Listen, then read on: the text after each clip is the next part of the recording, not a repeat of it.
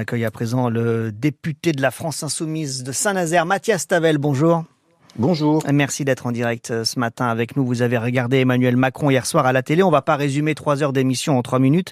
C'est un peu difficile. Mais si on prend le dossier local, Mathias Tavel, pour commencer, ArcelorMittal, vous l'avez entendu à l'instant avec Audrazo, le chef de l'État dit qu'il veut sauver les sites de Dunkerque et de Fos-sur-Mer. Par contre, il réfute toute nationalisation pour sauver ArcelorMittal. Et il y a beaucoup d'inquiétudes sur le site de Bassindre, près de Nantes, qui existe depuis 200 ans, qui va perdre des emplois. Peut-être même, il sera fermé un jour, c'est ce que redoute le maire. Le fait qu'il n'y ait pas de nationalisation par Emmanuel Macron, ça vous a pas convaincu, j'imagine, ces arguments? Non, c'est dramatique.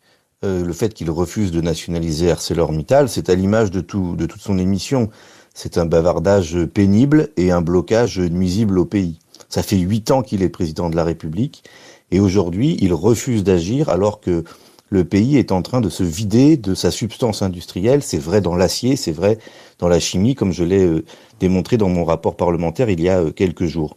Il faut nationaliser ArcelorMittal pour garder les sites, garder les savoir-faire. Et il faut aussi du protectionnisme pour éviter la concurrence déloyale et permettre les investissements pour faire de l'acier qui soit décarboné. Vous dites qu'il faut les deux parce que Emmanuel Macron dit que la nationalisation ne réglerait rien, qu'elle coûterait cher. Mais qu'elle coûterait cher, ce qui coûterait cher, c'est que la France ne produise plus d'acier. Car si on ne produit plus d'acier, demain, c'est tout ce qui reste de l'industrie automobile, c'est la construction navale. Vous savez, il y a aussi un site d'ArcelorMittal à Saint-Nazaire.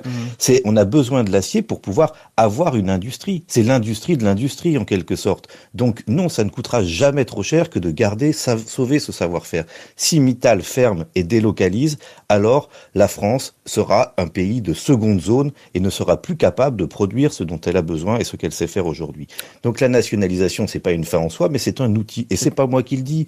Monsieur Bruno Le Maire le dit, les sénateurs Horizon le disent, les Britanniques l'ont fait pour ArcelorMittal. Il n'y a que monsieur Macron qui vit là au fond de sa grotte, pensant qu'avec ses petits bras et ses bavardages, il va pouvoir faire quelque chose. Non, il faut agir, il faut nationaliser. Alors, et nous avons, déposé une proposition de loi de nationalisation d'ArcelorMittal hier. Proposition de loi donc à l'Assemblée nationale. L'autre sujet sur lequel on peut dire un mot, Mathias Tavel, même si il faut malheureusement aller vite, c'est la réforme des retraites. Le chef de l'État reste droit dans ses bottes. On l'attendait éventuellement qu'il annonce un référendum sur quelque sujet qui soit. On savait pas trop. Ce qui est sûr, c'est que ce sera pas sur les retraites et il appliquera la réforme de 2023.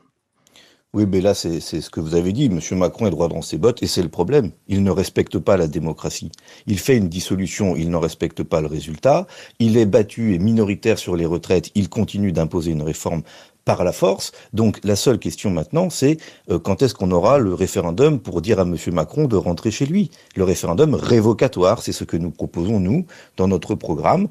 Et s'il n'entend pas raison, ce sera monsieur Bayrou qui fera les frais de la censure, parce que nous ne renoncerons pas à l'abrogation de la réforme des retraites. Mais cette retraite, elle est nécessaire pour sauver le système de répartition, c'est ce qu'il dit. Non, ce qui est nécessaire pour garantir le système de retraite, c'est qu'il y ait plus de gens qui travaillent, donc moins de gens qui soient au chômage, et qu'on augmente un peu les cotisations, parce que l'argent qui est mis dans les retraites, c'est de l'argent qui est utile pour la société, utile pour bien vivre, utile pour bien vieillir, utile pour donner du temps aux associations, aux communes, aux petits-enfants, au bonheur. Voilà, le droit au bonheur n'est pas un privilège, c'est un droit fondamental pour l'être humain. Vous avez évoqué la dissolution ratée il y a 1 an d'Emmanuel Macron. C'était aussi hier soir son retour quelque peu sur la scène nationale après quelques mois où il s'est concentré, forcément sans majorité à l'Assemblée, sur les dossiers internationaux. Que peut-il faire selon vous de ces 2 dernières années de mandat? Le mieux serait qu'il nous laisse faire. C'est-à-dire qu'il laisse gouverner la force qui est arrivée en tête, c'est-à-dire la gauche. Et puis là, nous sommes en train de débattre de la fin de vie, qu'il nous laisse aller au bout du processus en demandant au gouvernement de donner le temps au Parlement pour débattre correctement. Là, nous sommes censés débattre dimanche, mais finalement non. Tout ça est bricolé.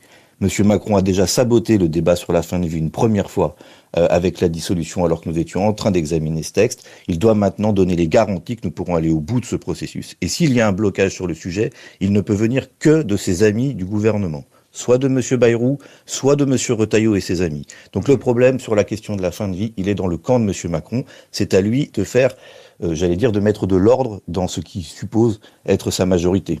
La fin de vie, donc, comme sujet principal, vous nous avez dit, en tout cas pour un sujet d'actualité, vous avez retenu celui-ci ce matin. Merci Mathias Tavel, député de la France Insoumise de Saint-Nazaire, d'avoir réagi en direct dans Ici Matin. Bonne journée à vous.